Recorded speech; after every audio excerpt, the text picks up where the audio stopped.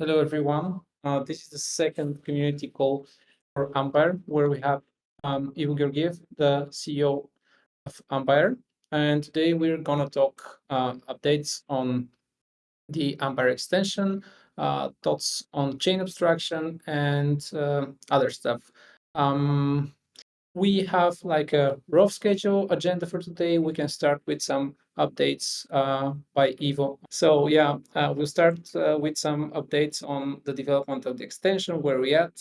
Ivo, when you're ready, you can join the stage. All right, Okay. let's start. Yep. Ivo, can you walk us through the latest progress on the extension front and what has been achieved in last month since we carried out a community call? Yeah, definitely. So, starting with the smallest updates and going up to the biggest. So, one of the things that we did was a lot of user experience improvements around the account model. So now it's really clear which account is a smart account, which account is a basic account, which account is from hardware wallet, which is from software key. So those things are a lot easier to understand. Also, ENS support is much more integrated, much better integrated. So if you have accounts with ENS, it's much easier to notice them. So huge UX improvements in that regard. Then the biggest user experience improvement, I think, is the changes to the sign-up flow and the account adding flow. So what I mean by this is it's much easier to understand which account is like new to you, which account is already known. You can now export private keys from the extension, and you can now export your seed phrase. So it's much easier to use it as you would, like, for example, with your habits from MetaMask or from Rabi. And then going on to the bigger feature updates. One of them is an upcoming feature that we're really excited about, swap and bridge. So this is a built-in swap, but also with a built-in bridge functionality. If you're familiar with how it works on the web version, it's like that, but on steroids. Because the swap and bridge are built into one user interface, so you just select which token is going in and which token is going out and on which networks, and it automatically sorts it out for you, sort of like an intent.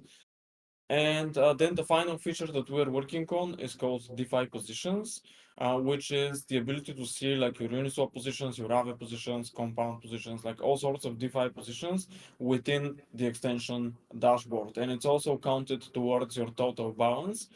So if you have like obscure stuff like in DeFi, you would know what the net worth of the account is. Okay. So you mentioned that the extension supports both types of Ethereum accounts, so EOAs and smart accounts.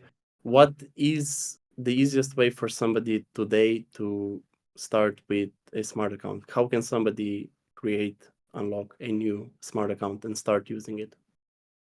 Yeah. So the cool thing about the extension as a product is that it allows you to derive accounts on your existing hardware wallets or wallet or seed phrase. So you use the word unlock. That's an interesting word. And when we say unlock in this context, what we mean is the ability to use those accounts which are already on that device, not unlocking as in authorized to sign.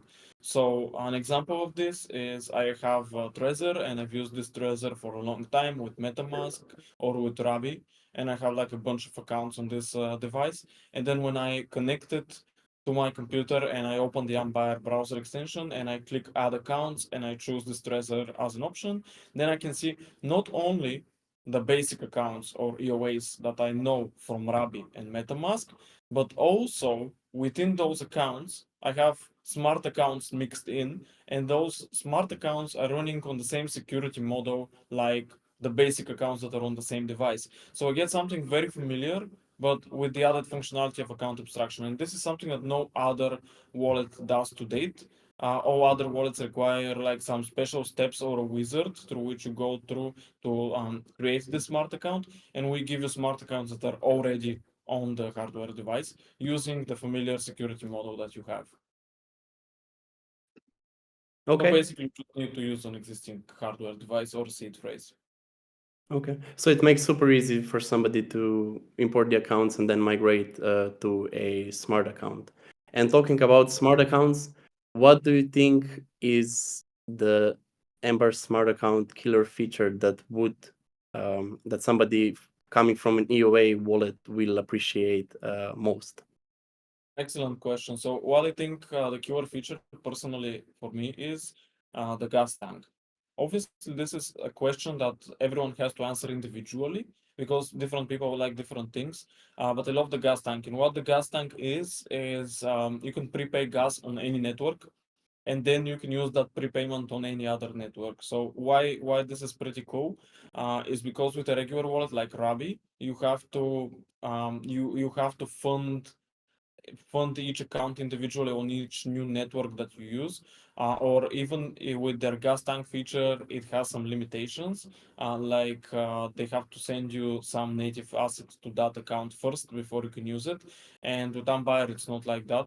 You can use any network you want. You only need to have like one gas tank deposit, and you can pay gas on any network you like. And also the cool thing about our gas tank, in comparison to other solutions, is that in our gas tank you can deposit any pretty much any token, any popular token on any network. So the account can have like some funds on base, and that will be sufficient to get it kickstarted on all the networks. And this is not only a convenience feature, but this is also a privacy feature because it saves you from having to withdraw funds from centralized exchanges and therefore docks those accounts to those centralized exchanges. So it's a privacy feature and amazing for convenience. Cool. And in terms of adding the security features, so which are, in your opinion, the most important security features that are live in extension today, talking about from transaction simulation and similar features? Well, I would I would say that the transaction simulation is first. But another thing I would love to mention is the fact that the extension paves the way towards eliminating ERC20 approvals, and we already do this for some features like the swap and bridge that I mentioned, the built-in swap and bridge. And what I mean by that is smart accounts are unique in that they allow transaction batching. So you can do multiple things in a single transaction. And this ability can be leveraged to get rid of ERC20 approvals, because with ERC20 approvals, you often need to make like an infinite approval and then do the swap. And with batching, you can hide the approval by doing an exact approval with the action itself. All right. Yeah, we can probably talk a little bit more about the product and then we'll go to the governance. All right. Yeah. Yes. So I was just saying that this paves the way to eliminating the problem of infinite approvals. As you know, hacks with infinite approvals are pretty prevalent. And then going back to the question, transaction simulation. I personally think that transaction simulation is the biggest thing. And the unique thing about Ambire in terms of transaction simulation is the fact that we support transaction simulation on any network, and we're not limited to the networks that are like provided by an API we use, because we don't use an API. We do it directly using the RPC. So as long as a certain network has a valid RPC, we can simulate transactions for you. And a nice sub feature of transaction simulations is the fact that we warn you when your balance goes down significantly. So we know that if the net worth of the account would go down significantly, we ask you to like give us one additional confirmation before this transaction can be signed. Okay. In terms of security, and you mentioned that both DOS and smart accounts are united under a single security model. What does Empire plan in terms of recovery mechanisms for the future? Awesome question. So we plan something called the Ambire Cloud Vault. And what this is a combination of traditional cryptography and account abstraction to essentially allow you to do three things. So the first one is simply to reset your device password. So like the extension password that locks all the accounts, to reset this using your email. And the cool thing about this is that the password never leaves your device, and the keys also never leave your device, even though you can recover with an email or another factor. Then the second cool thing is the account sync, and this is a feature that we've planned which will allow you to peer-to-peer synchronize software keys across accounts. So let's say that I have an account on my MacBook, and that's not a hardware device account, it's a software key. I would be able to sync it to my iPhone using a click of a button, and it would sync directly from one device to the other device without transmitting any sensitive information unencrypted.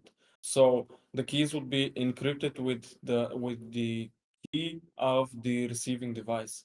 So it's absolutely secure. We are not involved in the transmission of data because it's peer-to-peer. And it solves a very big pain point, which is copying and pasting private keys, which you know is very error prone.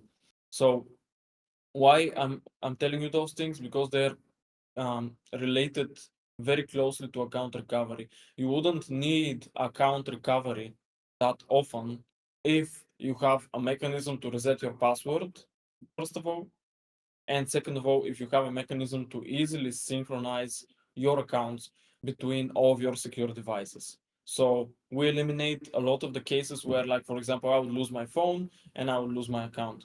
No, if you have it synchronized across many devices, then this would happen much more rarely.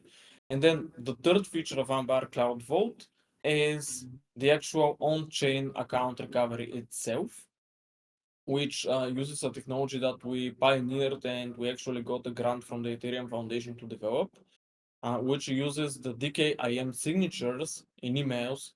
So DKIM is basically a mechanism that your email provider uses to authorize emails. We use those signatures to enable on-chain account recovery. So basically, the end user experience would be very similar to the web version, where just receive an email, you click confirm, and you have access to your account. But the cool thing about this mechanism is that it allows the time lock to be significantly reduced.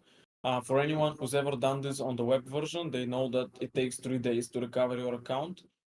With this mechanism, it would take much less. It would take probably an hour, and you would have to do it only once for all networks and not like on every network individually. Okay. This feature is not yet live, but we're expecting it. It's going to be a part of the public launch or is going to be introduced later? It's hard to say. It could be earlier, it could be later. It really depends on when the public launch is. So it's really hard to determine. Okay. How about syncing accounts with mobile device? So at the moment, we know that mobile device supports V1 accounts and Ambire extension supports V2 accounts, and it's on the roadmap for mobile wallet to support V2 accounts as well. So can you briefly talk us about the plan? How's the roadmap shaped, and what are the plans for this in the future? Yeah, definitely. So we're gonna mm, pretty much recreate the mobile version, not exactly from scratch, but based on the extension code base. And it's gonna happen maybe within a year. But again, it's not completely defined yet, but it's definitely coming. And yeah, when that happens, you'll be able to, first of all, use V2 accounts on your mobile device. Second of all, use EOAs on your mobile device, which is also pretty important. So that would get feature parity and, of course, a lot more with wallets like Rainbow, Rabi, etc. Cool, awesome. I think we can move to the governance vote. Ivan, can you brief us what's going on the governance side? Absolutely. One can notice that we are obviously preparing launch campaign for when we are ready with the public launch of the Ambire extension. So the last three governance votes have actually been all focused on this time and this extension launch. So first, we asked the community, shall we stop rewards for web and mobile, the early user incentives, and shift them for when we launch the extension? So this was decided. After that, we were asking on how much to allocate for the extension launch. So the community voted for almost 200 million wallet tokens, which will be allocated as an incentive for the early users of the Ambire extension. And the current vote that is running, along the way, by the way, there were discussions with the community, really interesting ones. So we kind of changed the way that we conduct our governance model, if you wish. We so that there's a really nice potential for discussions with the community before we open votes, and we want to engage as many people from the community as possible in shaping the proposals. So the latest vote has been first written as a draft, published on Discord, and after a brief discussion, we opened the actual snapshot vote. The current vote is ending on November 8th, if I'm not mistaken. Yes. And the question is, should we reward EOAs and V1 accounts as part of the extension launch incentives? So far, the Vox Populi, I don't know if it's how you say it, the popular vote is that yes, those accounts shall be rewarded as parts of the extension launch. And yeah, probably Ivo, if you can comment on this, the shaping of this vote, our thoughts. Yeah, personally, I am extremely bullish for rewarding both V1 accounts and EOA accounts with as part of the incentives with of the extension. And the reason for this is that basically V1 accounts are a big part of our legacy, and V1 users are um, basically our early supporters. And we have some very, very big V1 users who to this day still use email accounts, for example, and still hold large amounts of money on V1 accounts. So it's only fair that they will get rewarded. And as for EOAs, obviously the way to like vampire attack other ecosystems like Rabi and MetaMask is through EOA accounts because they only support EOAs, right? So yeah, I'll personally be voting for both the EOA and the V1 option. Amazing. One thought that also sparkled up, when are, and this is a bit more on the product side, there is also an option, will be an option for creating smart accounts with email. When can we expect this? Is it going to be part of after the public launch, or how many users are requesting this, Ivo? Currently, honestly, not a lot, and this is because our target with the extension is a bit different than the target that we had for the web version. So the target we had for the web version was people who are on the fringes of crypto, but you have to remember that the web version was created in different times. So back when the web version was created, there weren't so many layer 2s and so many different networks. So the problem of chain fragmentation wasn't as big. And now we have a very big problem with chain fragmentation. And so the only people living who are used to this problem are crypto natives. So essentially, we are targeting crypto natives and growing inside out. So yeah, the other reason we need to get crypto natives first is because basically those are the people who influence the opinion of the other circles, like outside of them. And in that regard, there hasn't been that much demand for creating accounts with email, and we're not exactly going to ship this feature specifically. What we're going to ship is the ability to enable account recovery with email for any account that you want. So I would personally say that this is better. And the reason for this is with EAP 7702, you're going to be able to enable this for an EOA. So that's a game changer because many people, even people who want to use email accounts, they do not want to migrate. So they do not want to move all their funds, taking positions, NFTs, etc., from an EOA to a smart account. And with EOAs, that's a pretty tedious process because you don't have transaction batching. So for those people, we're going to be able to provide the following user experience, the following user journey. Okay, you can import your EOA into the extension, You can even get some XP for it through the rewards program. But you're going to be able to retain using this EOA and gain the smart account functionalities on it.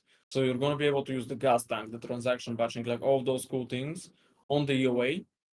And also, you're going to be able to enable email-based recovery for this EOA. So you get so you get the best of both worlds. You get to use your existing account, but you also get to have the account abstraction features for it, and you get to have account recovery using email for that account in a privacy-preserving manner. You also mentioned the issue of chain fragmentation, which perfectly leads us to the next topic. Thoughts on chain abstraction and how Ambire sees the future of EVM chain abstracted. Yeah. How is Ambire at the moment combating chain fragmentation? So that's a really good question, and I'm gonna start with the real world stuff, and then I'm gonna move into the hypotheticals and into the future. So starting with the real world stuff, something that we pioneered, and I've already mentioned on this call, but it's still remarkable in that many other wallets copied, but not precisely to our level, is the gas tank, and this is the first chain abstraction feature that we ever had, which is the ability to pay gas cross-chain. Not gonna go into details because I already covered it, but basically that's chain abstraction because you don't need to worry about native tokens on different networks. So that's the start with chain abstraction. The other cool thing with the extension is that we show all balances in one dashboard. So you don't have to switch network. You don't even have to switch network for each dApp. You just have like one unified display of all your balances, and you don't need to care that much about what is on each chain. Then the other cool thing we have in that regard is the swap and bridge feature, which lets you move funds from any chain to any other chain. So that's also a form of chain abstraction. And then moving on to the future, I would say Ambire is the first wallet that actually implements true real chain abstraction.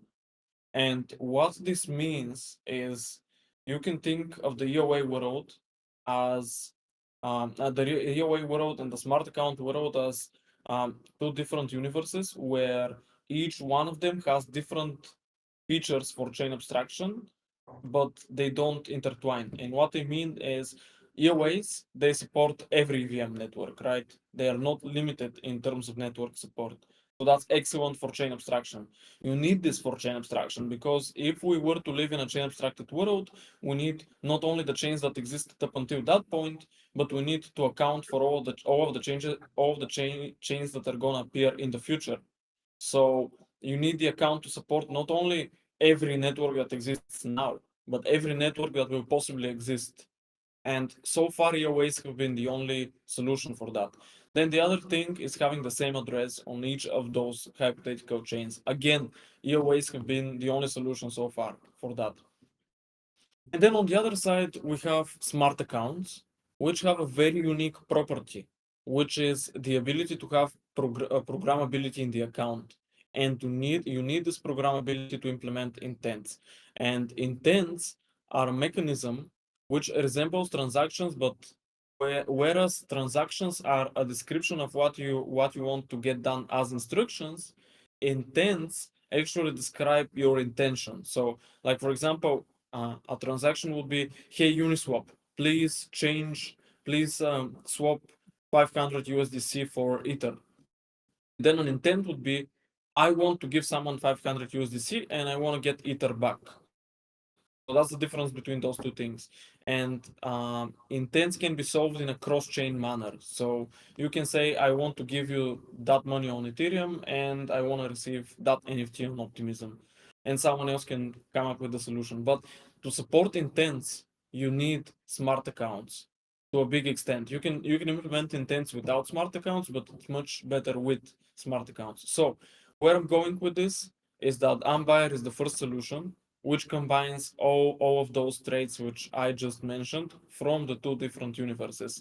The ability to support not only existing chains, but all future chains, the ability to have the same address on every chain, and then finally the account programmability. So yeah, that's it. Real chain abstraction. There has been a lot of chatter and talks about chain abstraction generally, also on all socials, and many teams trying to combat the chain abstraction. In your opinion, what are the odds of chain abstraction fragmenting the ecosystem even more possibly? Is this possible or? Yeah, awesome question. Unfortunately, there is a possibility of this happening because imagine like an overlay solution, right? Like one balance, for example, where you can lock funds on any chain and those funds would appear in this overlay. But what if we have two overlays? What if we have three overlays? And what if they're all like very adopted? So it is possible to get more fragmentation out of this. Yes. But at the end of Okay, the day, the positive thing is that it could be solved on a wallet level. awesome. Um, cool. Let's move forward and cover some account abstraction takes from the socials. And I'll share a tweet.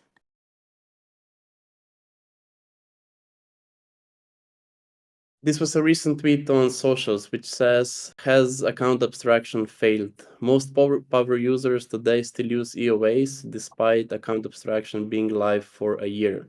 A thread discussions the following points: cross-chain application support for smart wallets, over-optimizing for onboarding new users, and developer experience of ERC 4337. Eva, what are your takes on this? I mostly agree with this. And I would say that the second issue has been the biggest issue, over optimizing on getting new users and over optimizing on retail. So developer experience is also not to be underestimated because it is a pain it is a big pain to create an account abstraction wallet, especially if you're not um, experienced, basically, especially if you haven't been doing it for like 3 years. It's incredibly confusing for a new developer to understand 4337 infrastructure, to understand um, the entire landscape of all possible EIPs, because in the account abstraction world, we have many different EAPs and almost none compete with each other, but they compete for attention. So it's just incredibly confusing. And I've actually given talks on the subject many times about demystifying all the account abstraction EAPs. Oh, yeah, developer experience is one of them, but I wouldn't say it's the main one. The main one is that everyone has been trying to build an account abstraction wallet for a market that doesn't exist. So everyone has been trying to build for retail. And retail, there is very little retail in the last 3 or 4 years, crypto, but the retail that does exist will always prefer centralized exchanges until we manage to solve chain abstraction and account recovery. And account recovery, I would rather say that it's solved, but chain abstraction isn't yet. So it's always going to be easier and even cheaper someone who is new to crypto to go to a centralized exchange until we solve these issues. So this is why account abstraction hasn't been catching on. It's because everyone has been trying to solve a problem is already solved by centralized exchanges and trying to compete with someone who is many years ahead. And retail doesn't really care about self-custody. They care about not losing their funds. So if they prefer someone else to hold custody over their funds but not lose them, then that's obviously way better than holding the funds yourself and losing them. So yeah, I would say that this is the reason why account abstraction hasn't been catching on, and this is exactly the insight that created Ambire version 2. The insight is that we need to build an account abstraction solution for the crypto natives, and crypto natives can benefit from those features as well, and they're not only for retail. Okay. Also note on the smart account support on the dApp level. If you, as a user, have been using smart accounts, you know that sometimes you have issues with signing messages because dApps do not support that yet. Uh, they do not support transaction batching, paying in a non-native token, and similar issues. So with EIP 7702, how do you see support for smart accounts moving on, and when exactly is Pectra Ethereum update scheduled? I think Pectra is scheduled for early next year. Realistically, it's probably gonna arrive before maybe Q2 this year, or worst case Q3. And before But GTA 6. yeah, yeah, yeah, we're gonna get Pectra before GTA 6. That's pretty sure. But what I was gonna say is that dApps would have no choice, right? So dApps have been getting increasingly forced to acknowledge account abstraction and to respect account abstraction. And you can see this. Anyone who's ever used the Ambire web version would know how much further we've gone and how much better things are now for smart accounts than they were like two or 3 years ago. Like for example, now I can easily use OpenSea. This wasn't possible in the early days of Ambire. So yeah, account abstraction is getting increasingly more acknowledged and increasingly more supported in all sorts of ways. And it's going to come together really nicely, I think. Like for example, there has been an EIP that allows dApps to send transaction batches, and it's already like almost live, I would say. There's been stuff helping like signatures. For example, Uniswap permit to support smart accounts, so that's fantastic. And there haven't been many issues with Uniswap other than a few front-end things. So if things are getting better now without 7702, with 7702, I would say that those issues would completely disappear. I can say this with complete certainty. Okay, awesome. And moving to the last topic today is DevCon. So the team is going to Bangkok next week. Ivan, can you brief us what is going up for the team and what events are we looking forward to? Yep, absolutely. So the Ambire team will be traveling to DEF CON this weekend. We are super excited for perhaps the most important event in the Ethereum ecosystem. There are more than 12,000 people expected in Bangkok, Thailand. So the most important event for us, where you'll be able to catch up with the team, will be probably the biggest and most important event for account abstraction and chain abstraction side event at DEF CON. Abstract Bangkok by Argent. Evo will be joining two panels. One is called Smart Accounts versus Smarter EOA Accounts, perhaps hinting exactly on the upcoming 7702. And then the second panel Evo is joining will be discussing the challenges and opportunities for builders in the account abstraction space. We're pretty excited about this event. And the same day, we're joining another event, the one that is organized by Alex, another company of ours.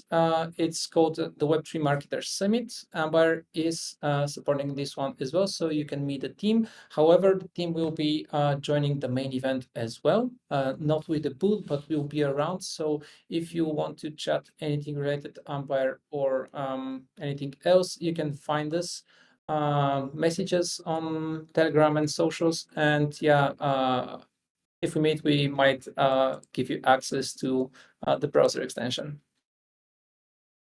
And some awesome swag.